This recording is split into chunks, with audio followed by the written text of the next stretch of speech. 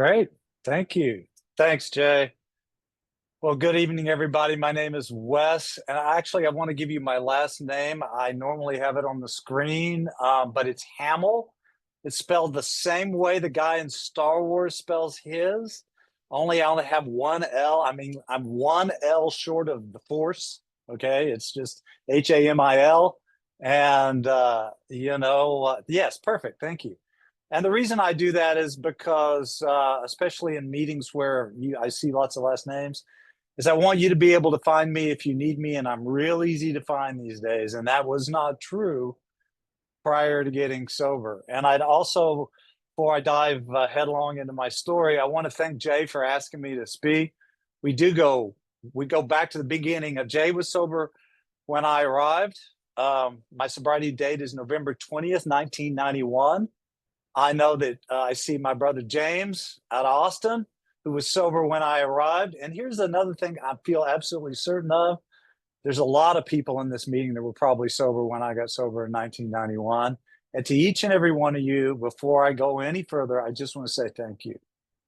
Because if you were not there, then Alcoholics Anonymous would not have been there. And my story and my brain and my relationship to the disease of alcoholism is such that without it and without you and without there being an AA for me to find, I'd be gone. I'd be long gone from this place. So thank you for being there.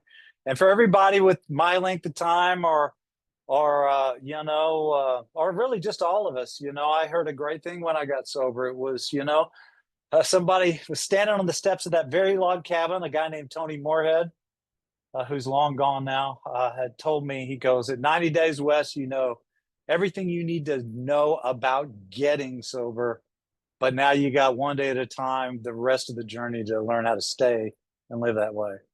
So we're all on the journey together, near as I can tell. So anyway, I am definitely an alcoholic, and the qualifying part of this, I grew up in South Texas, and I grew up in a really hard drinking culture, and I have early memories of being 9, 10, and my dad and all his buddies standing around, classic Texas culture, man, in so many places, shooting shotguns and drinking beer, right? And I grew up in all that. And everybody used to laugh about drinking water, like how it was great for washing your car, but you didn't want to be caught dead drinking the stuff. And that's just a great little story that encapsulates the culture I grew up in. It was alcohol, you bonded with alcohol. It was the measure, how much you could drink was the measure of your, I don't know, something, But anyway, we thought it was the measure of being a grown up. So it was just how I was raised. And as is often the case, I've heard in meetings over the years, I just always had this sort of sense that life was too big and I was too small for it. And that I just sort of, it was, let's just say that it was, I did not grow up in a warm, cuddly, nurturing environment, which is not necessarily what I blame my alcoholism on, but I certainly did develop a lot of survival strategies around that when I added alcohol to those survival strategies, they seemed to work a little better. Okay. At least back in the day. And so, I was just kind of living in terror all the time. And the theory was in my household that if you could have a drink anytime you wanted one, you would never have a problem with alcohol. And now my father had a PhD in organic chemistry, and he was an extraordinarily bright man. He, in fact, developed the fire extinguishers after NASA had the fire on the Apollo, the Apollo fire on the pad that killed all the astronauts back in the Apollo program. My father actually won the contract to develop the fire extinguisher. They went on every Apollo mission and most of the space shuttle missions after that. He was a very bright man, but this theory that if I could have a drink of alcohol, because this was his theory that he applied to him, anytime I wanted, then I would have the whole responsibility about alcohol thing figured out. It would not be a problem because I didn't have to run off and sneak and hide to get it when I was young. The assumption being, of course, that I would. There's another strange thought. That I would be responsible about my drinking and all would be well. Didn't turn out that way. More about my dad later in a wonderful AA way. But so I mean, I would occasionally drink, but in those days back in Texas where I was living in San Antonio. The legal drinking age was 18. And man, the minute I turned 18, I was off and running. I could buy alcohol whenever I wanted. The other thing that happened to me when I was 18 is I basically, my family moved out of the family home into an apartment. I have a brother and sister, and there was a bedroom. And I walked into the apartment. My brother and sister were in the one bedroom. My mother and father were in the other bedroom, and I asked where might my bedroom be, and my father kind of guided me over to this walk-in closet by a bathroom and said, "Well, you can sleep there if you want." And I was gone, man. The minute that became, my understanding of how things were going to be with my family, I moved out. I got my own place, and I just launched independent life at 18. It wasn't all that uncommon back then. And I furnished my house. I love this, man. So remember the old, some of you may have grown up in an era where when you needed a bookshelf and places to put stuff, you got some cinder blocks and some wood planks. And you set the cinder blocks up and you put the wood planks on the cinder blocks and you built your bookcase or you built your, shelves for your dishes or whatever. Well, I adopted essentially the same strategy, but the way I did it is I went out and bought about 10 cases of beer, took all the bottles out of the cases, put the big heavy cardboard boxes up, and put the planks on the beer cases. So my interior design was fueled by Lone Star beer, as was the rest of my life. And I started drinking alcoholically from the get-go. I mean, I drank to blackout. I didn't know what a blackout was. And looking back, I drank with a vengeance.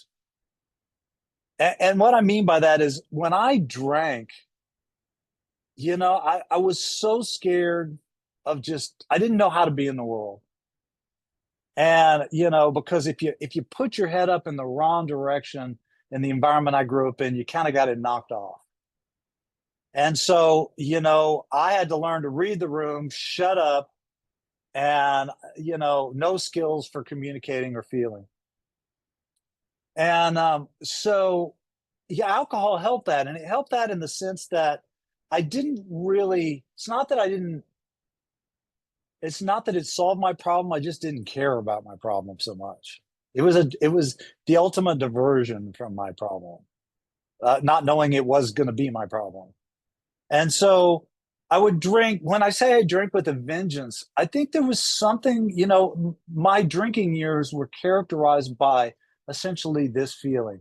Having decided that I was really, for some reason, not worth the space I was taking up. I drank to kill that feeling in me. And there was a lot of anger in that feeling. So I would drink and go into this sort of dark, brooding rage that was frankly directed at me. But, rage is a funny thing. It's kind of like these wildfires we've got out there. You may think it's going to stay in a neighborhood, but all it takes is one ember and that rage is burning down a lot of lives around me. And that's kind of how my rage was. I never wanted to direct it on anybody, but my God, I drank with a vengeance and with sort of a desire to kill myself. And along this time, I decided the thing to do in life was to be one of those really mysterious, brooding poet artist types. And I succeeded with the mysterious part only in this regard. I became a really great mystery, but pretty much only to me. That's a real true statement. mean, I was definitely a mystery to myself. By the time you know, I kind of say I was like Humpty Dumpty, while all the king's horses and all the king's men couldn't put me together. AA has in turn done that. But I kind of took my Humpty Dumpty broken pieces and found AA. And so this is how I got there. I I've been living in Austin, Texas, running a small recording studio, and I had done a lot of different things from the construction business. I'd been a big executive. Boy, that's a real interesting journey to be the head of a company at like 25 and caught in that alcoholic sense. Some of you may really know this well, of being an imposter, just not being enough, just feeling like I was an imposter. And that sense of if they, whoever they might have been, ever find out I'm not whatever it is I think I'm supposed to be, which may or may not be whatever it is I'm really supposed to be, it's game over. I'm thrown away. I'm going to starve. I'm going to die. Can't let anybody find that out. And I drank a lot around that. And it was I did not enjoy my time at that time of my life being a big shot. And I ended off going in and opening my own recording studio in Austin. And I drank myself to the point of oblivion. And then I lost the lease on the space for that studio. And I decided that the problem with my life, not having any idea about what alcoholism was in fact Austin, Texas, where I lived at the time. That was the problem. And the thing that was going to fix my problem was someplace other than Austin, Texas. So I end up in Los Angeles. And, I kind of drank my way through my first year. And then angels intervene. It is the city of the angels. We sure need all of them we can get right now here. But this is how the Angels of Los Angeles, not the baseball team, but the sober Angels, ended up coming to my rescue. I had my alcoholism had progressed to the point where really couldn't get out of the house much, except of course we have these stores out here called Trader Joe's, and I mean they're in different parts of the country, but they definitely here you could get like 5 bottles of wine for like $12, nothing but the best for me, right? And I could get out of the house to get alcohol, but that's about it. I was doing all this work that nobody was ever going to hear. And I was at a point where I weighed about 30 pounds more than I weigh right now. And I had a red rash from sort of my Adam's apple to my hips that I did not know was alcohol poisoning. I was just kind of turning into that bloated, glassy eyed, I want to say functioning, but boy, it was pretty low functioning drunk that had gone from running, a $12 million company to not being able to get out of his living room. And not feeling capable of doing anything other than getting alcohol and drinking it. And I'm sitting there, and here's what happened. When I looked into the mirror, I saw the face of everything I swore I'd never become when I remember the face of the drunks that stood over me and beat me when I was a kid. I saw all the ways I had been just sort of attacked by life when I looked in that mirror. That's who I saw. And if I ever had self-loathing and hatred for myself before, it sure was nothing but amplified by that time. And so, being a good Texan, I had moved out here well armed at the insistence of my family. And two things happened. About 2 weeks before what I'm about to describe occurred, my wife, so my sober birthday is November 20th, 91. Her sober birthday is this coming Thursday. And she will celebrate her 33rd sober anniversary. So at the time, she was working as a dental assistant in Beverly Hills, and this guy comes in. You can't really see it here. I'm wearing a little circle and triangle earring. And I'm doing that because the guy that 12-stepped me in is still my sponsor to this day. was wearing one of those. And it sparked a conversation between my wife and him. When he asked her, she commented that she knew what that symbol stood for. He, thinking that he'd found, a fellow traveler in AA, goes, "Oh, really?" And before he could start expounding on the virtues of, well, hey, isn't it great to be in AA together?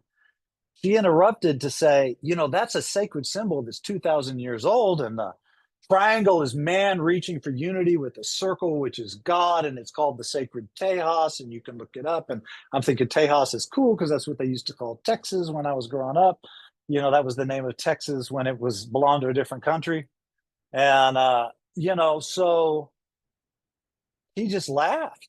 He's like, "Well, that's really interesting." He goes, "For me, it is the symbol of a fellowship where we don't drink and use alcohol one day at a time." And he said, now this guy's I guess in many places of the world, he still is a world famous celebrity. I'd grown up watching him on the Tonight Show. His name's Paul. And he's a songwriter. And he uses his last name in the meetings too, by the way. His last name's Williams. So I'm not outing anything. He said, this is just a fellowship I belong to where we don't drink and use one day at a time. We help each other with that. And then he asked my wife a very important question. He says, "Do you have a problem with alcohol?" And thank God for her answer, because God bless her answer was, "Oh, no." Now remember, her sober birthday is coming up in like 5 days. He goes, "Oh, no, no, I don't have a problem with alcohol, but boy, my husband, you should talk to my husband." And she wasn't kidding.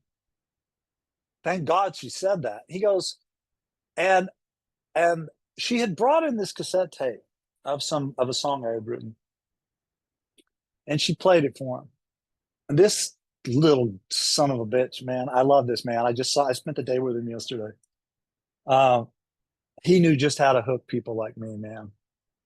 So I get a phone call 2 hours later. Phone rings, I pick it up. I hear this voice come over the phone. "Hi, this is Paul Williams." Now, the reason I knew it wasn't like a prank is because he then proceeded to sing part of my very own song to me. And well, now you want to hook somebody's ego, especially some fragile, insecure alcoholic, desperately looking for a reason to feel like he's enough to be on the planet, appeal to his ego, right? So he sings my own song to me. He says, "Hey, that's pretty good." And then, wasting no time, he says, "I hear you're trying to stop drinking." To which I answered, "Well, I have," because I had yet again stopped drinking. I used to call these sobriety binges because I did not know what alcoholism was, and I did not know for sure that alcohol was my problem. But right before I moved from Austin, I had started experimenting with not drinking for short periods of time. I get a week, 2 weeks, 3 weeks, just long enough to convince me, without knowing this language that you guys would later teach me,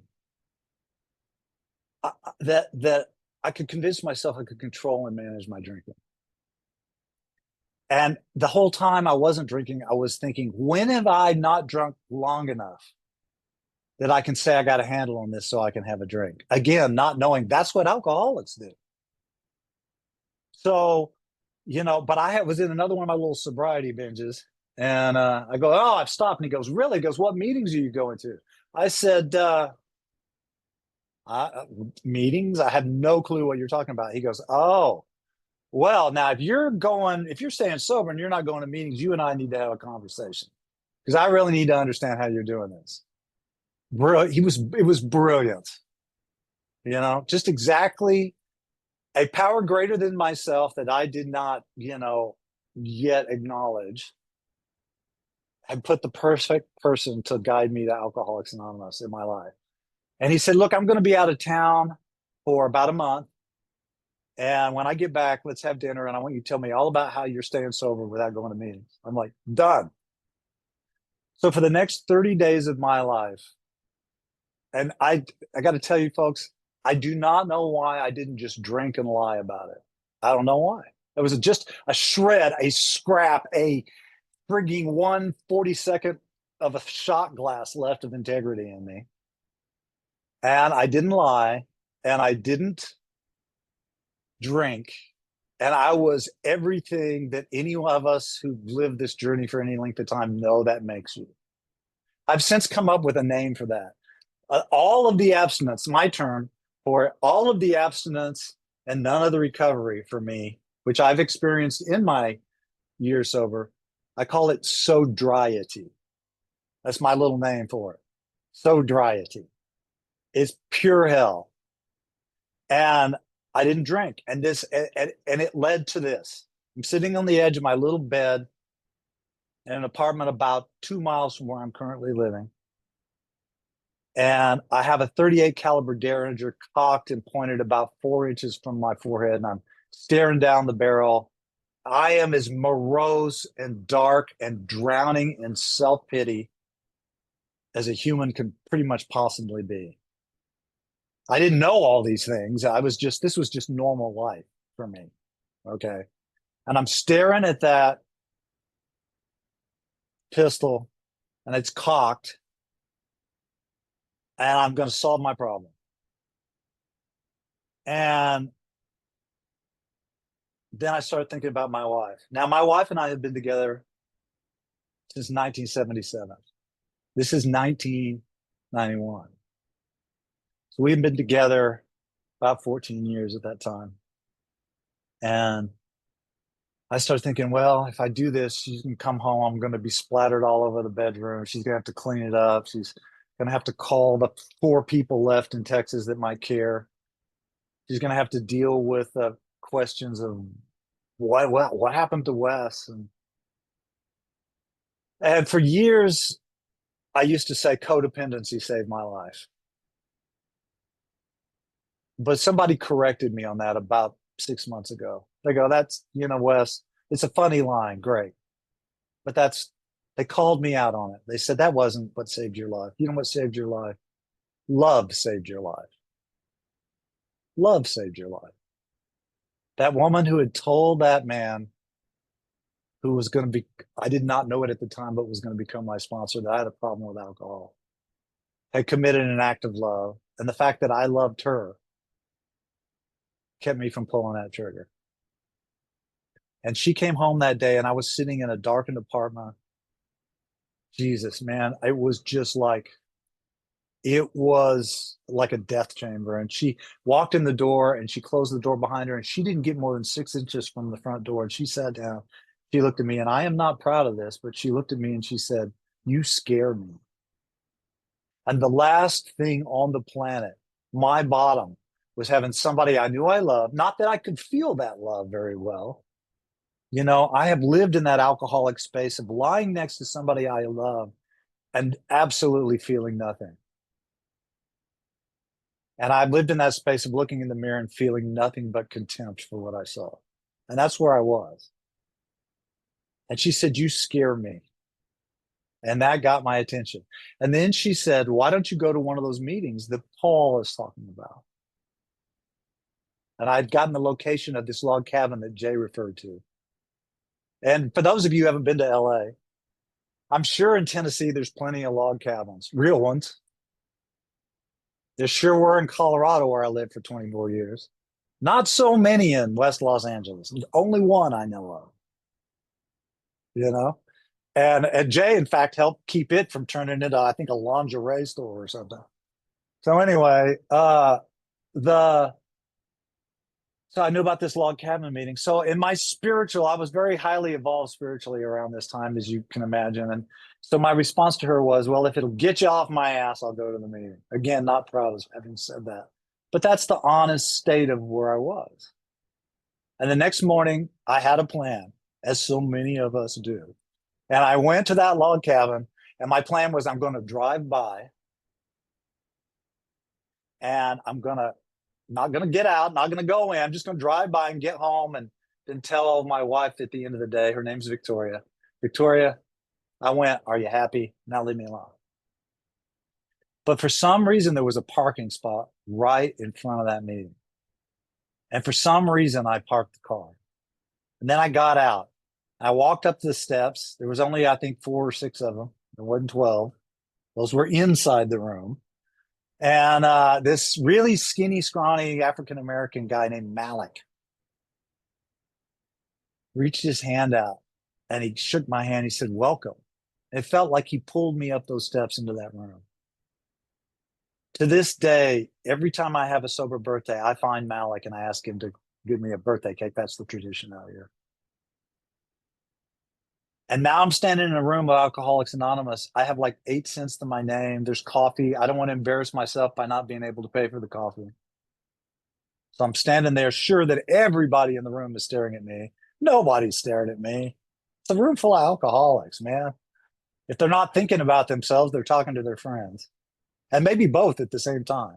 So what happens is I go get this cup of coffee, I sit down, and my life changes forever.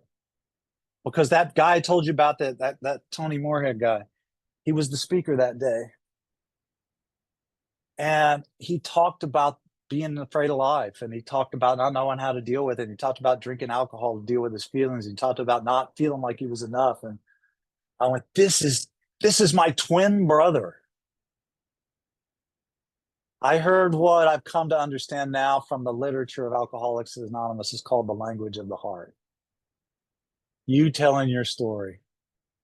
It was not the 12 steps that saved me or got me in. It kept me in, absolutely.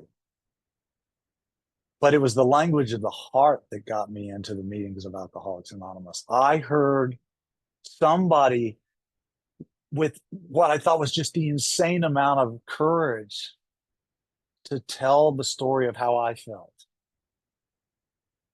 So my twin brother turned out to be a 6'2" tall, built like a brick house African-American guy. That was my twin brother telling my story. And they said, get the book. The recovery's in the first 164 pages. And they gave me a book because, I still only had, I think I put that 8 cents in the basket. And I went home the very first night and I read the first 164 pages. Why? Because that's where you said the recovery was. Real reason why? So I could say I did it so I didn't have to ask for your help. Because, I'd rather stick needles in my eyes than ask for your help, right? Because every time I asked for help growing up, it was just an extended invitation to get my head smacked. So I didn't trust this ask for help nonsense.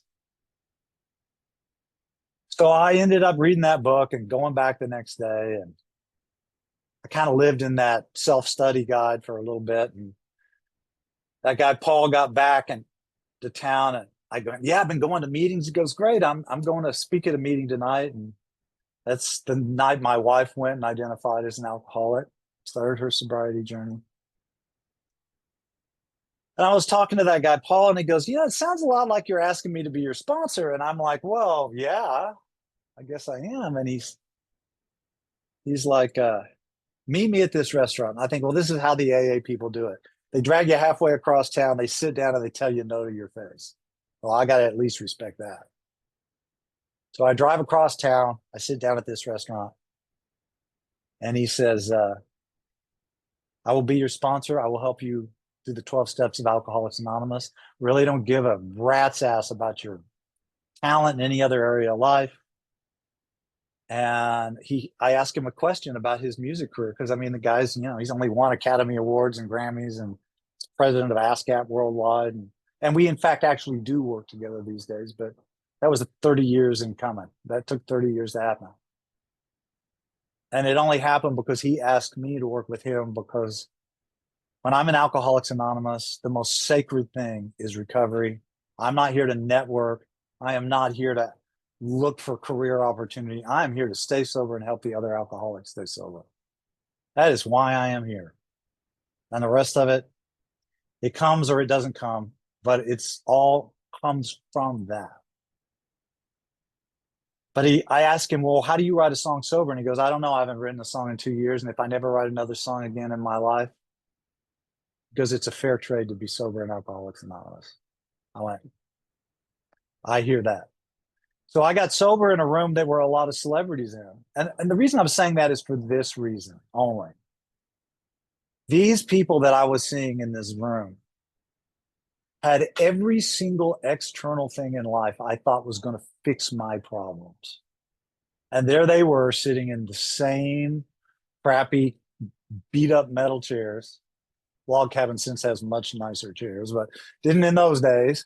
And, drinking the same coffee. I don't know what it is about AA coffee pots, but I have been to AA meetings all over the world, and almost all of them have those giant, big silver coffee pots that make the worst tasting coffee on the planet. And it's a recipe that's been replicated across the globe in my experience. It's like I can count on it. And it's still like nectar of the gods.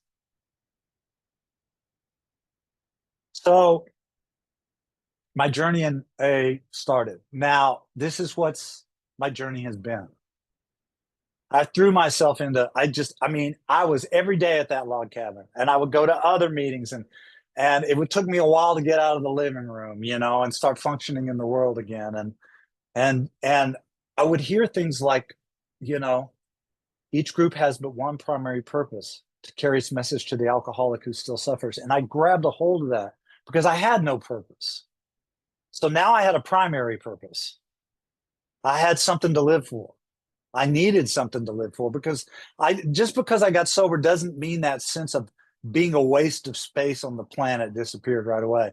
I got commitments. My first commitment was a greeting commitment at that log cabin. And now this was on Robertson Boulevard, so you had to cross a street to get to the front steps of this cabin. And I would pick people out as they cross. This is the shape I was in. Okay, I would pick. You can't shut me up now, but back then I would pick somebody walking across the street, and if they didn't look too scary to me, this is what a mess I was. If they didn't look too scary, I would go, I will welcome that person. And so when they would come up the steps, I'd rush down and say, welcome. And then I would be emotionally spent by this experience. It would take me another 7 or 8 people passing by to suck it up, to say hello. I mean, I was just a wreck. And that guy started sponsoring me. We started working the steps. Oh my God. I think I must have cost that guy $1,000 in tissues, and Kleenex. I would just be a weeping mess every time I would start talking through steps with this guy.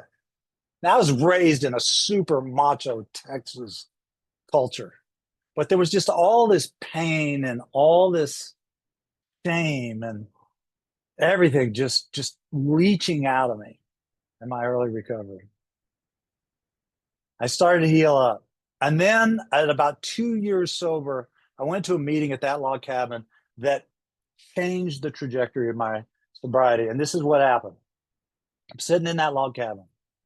Now, at that time, this meeting at 7:30 in the morning, there could easily be, I think fire code was 185, and there could be like 220 people in that meeting, all standing there. Remember, this is LA. Nobody had a job, all these actors are unemployed drunks, we packed that room every morning. And I know that happens all over the country and all over the world. And so I'm sitting there, and this guy comes in. He's got this kind of drawl.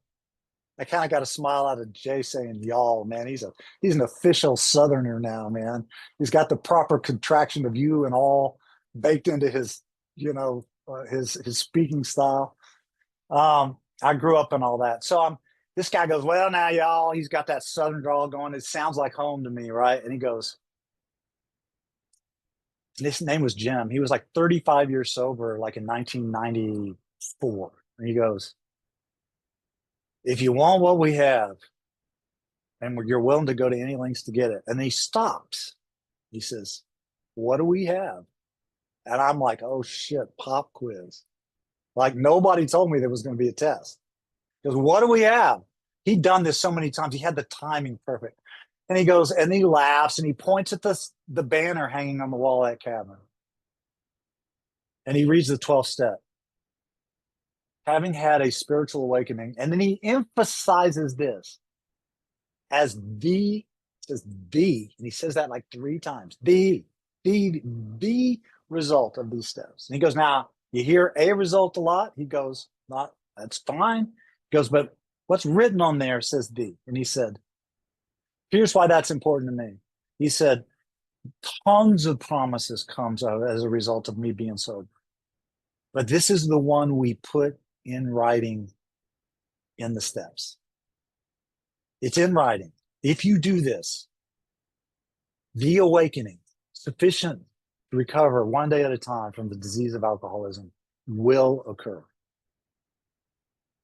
So that is what we have. Does everybody know what we have? And we're all like, you get a little AA sheet, yes. And then he's like, if you are willing to go to any lengths, and we're all like, yes. And he goes, and you believe sobriety is one day at a time. He goes, my challenge to everybody in this room, however you choose to do it, is to work all 12 steps every day. And it was just like, my brain exploded.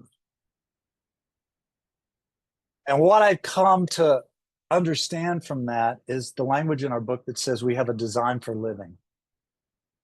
My sobriety started to shift into a design for living, and instead of a design for doing something when I felt bad, instead of a design for not drinking, I started living in a design for living. I got to start moving towards what it meant to practice the principles in all my affairs because I'm living in this design. So I went up to him and I talked to him after the meeting. And he goes, I literally start on step one every morning. And he goes, it's how I do the part of the book that says, upon awakening, we consider the day ahead. And so now when I wake up in the morning, and I did it this morning, I don't do it every morning, but I'm a good, without hyperbole, I would say I'm a good 340 days a year guy on this.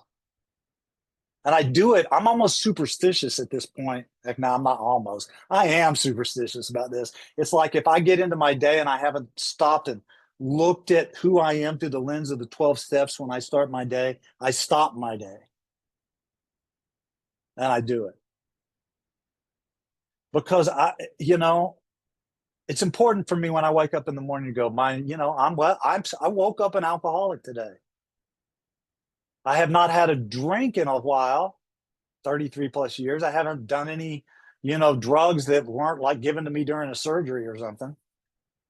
But at the same time, I'm still an alcoholic. I still have to do my daily reprieve work for alcoholism. Okay. So, so I do that. And I look at, fundamentally, I have a choice. And this is just me and my relationship, my recovery. I believed when I came to Alcoholics Anonymous, I was really, I had a very, I thought I was cynical, like that was a good thing. I have come to understand cynicism is just a way of being scared and using a hip label maker to put over the top of it. For me, cynicism is just a fancy word for cowardice. I can be a good skeptic, but I am not a cynic. I am not smart enough to be a cynic. I don't know enough about life and God's plan to assume enough to be a cynic. But I was cynical then. And I used to say, with these people talking about God and all that stuff, get a life, which is exactly what they were doing. And so I started to realize that I came into Alcoholics Anonymous with a higher power. And the one that I was most familiar with was drugs and alcohol.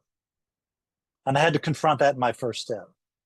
But if I am powerless over alcohol, it is by definition a power greater than me. So it really became clear to me early in my recovery that it's not about whether or not I have a higher power, it's about which one I pick. And Alcoholics Anonymous has led me into a relationship with a higher power that I can't explain. In fact, if you catch me explaining God, just know I'm wrong. But here's what I know. Evidence of this higher power is splashed across 3 pages of this scroll screen on Zoom in front of me tonight. And the evidence of that God is all I need. plus my own experience, which is now considerable, you know? So I look at the insanity. Am I an insanity? Have I picked a first step higher power, or have I picked a second step higher power? 5 minutes. Thanks, Jay. Am I going to make that decision to surrender, which I do? And then I do a little inventory every morning. I look at the bondage of self, which is a beautiful description to me of the disease of alcoholism, but it's kind of vague. And the way I help my sponsees is I go, look, that fourth step that scares the shit out of you, it's, remember, still between you and that piece of paper. It doesn't get to be between you and me or whoever you share it with until the fifth step. But if you went to the doctor and you said to the doctor, hey, I'm sick, the doctor would go, hey, I'm a doctor, came to the right place. But can you tell me a little bit more about it? Because I don't want to be working on your elbow if it's your left ear. And so my inventory is really just being honest with the doctor, which is my higher power, which is going to heal me from that bondage of self, as to the specifics of that bondage of self. And I'll still send my sponsor a little text message going, yeah, same rats chewing on the same wires this morning. I know what to do with it. But, and I am willing to have those defects removed. And I am willing, I say my 7-step prayer. And this is how the rest of the steps, this will be the way I wind up here. 8 for me on a morning basis is, if I am acting in faith with my higher power is going to relieve me from the specifics of the bondage of self that I've talked about in my inventory. What does the amended version of Wes look like today? And then I go into that day and I live that version. And if I quit living that version, I promptly admit it, as prompt as I can be awake to the fact that I've slipped back into something I don't want to be. And I do a 10-step on it, which brings me to my 11th step, which has been transformative for me. And this is really important for me to at least share my truth about the 11th step. In the 3rd step prayer, I asked for the relief of the bondage of self, and I did it. And I said, so that I may bear witness to the fact that this has occurred. And then in the 7th step, I ask again. Now I'm in specifics. I ask for relief from that bondage of self in the form of that freedom from those defects. And then I say, so that I may be of maximum service to you, my higher power, and others. So when I get to the 11th step, it is no mystery. It was for a long time, but it has ceased being a mystery to me what God's will for me is. God's will for me is quite simple. It is to do what I said I would do in the 3rd step and in the 7th step. It's to do what I said I would, not once, but twice in the course of working the steps to get to the 11th step. Just do what you said you would, Wes. And if you do, you will have everything you need in your life to do that, which may mean a job. It may mean the right miracle falling out of the sky right when you need it. That has been my experience. Even when I didn't believe it was going to happen, it happened. My belief had nothing to do with the reality of it happening. It's grace. And I take no credit for grace. So I want to close with this.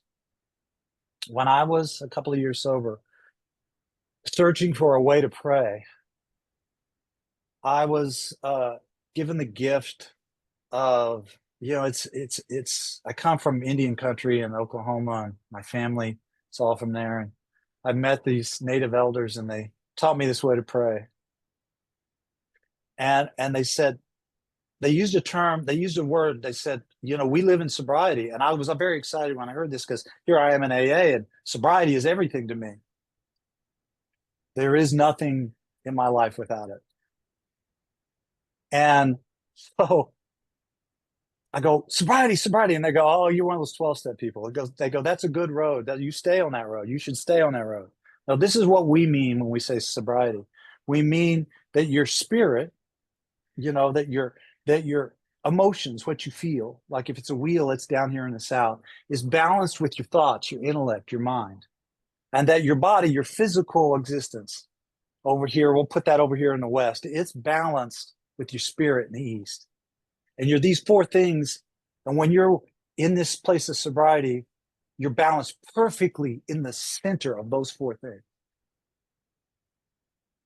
And what we call that is we call that walking in beauty. So this is how I want to close tonight. This is my wish, my prayer, my hope. This is why I have to give you. Besides what I've learned about my recovery, it's this blessing. It's called the Beauty Way blessing. It goes like this. Now that you know what walking in beauty means, as you go tonight from this meeting, as you go off into your life to do your life, may that beauty I was talking about, may it walk before you. May that beauty, may it walk right beside you. May that beauty, may it walk right above you and right below you. When you touch, may you always touch with that beauty. And may you always leave that beauty in your trail. And I want to thank you all so much for letting me speak. Yay. Oh my God. So amazing, Wes.